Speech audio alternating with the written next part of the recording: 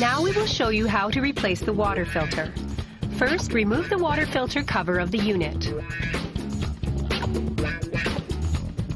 Next, turn the water filter holder knob clockwise about 40 degrees and lift the water filter to take out.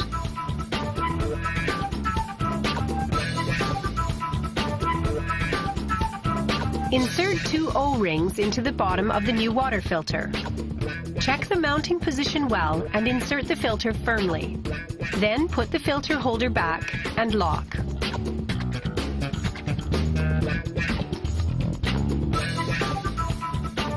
Press the reset button of the water filter. Filter reset. Replace the water filter cover. While the power button is turned off, run the water for 3 minutes to adapt the filter to water. Please be sure to use our genuine water filter for replacement, as other filters may cause problems.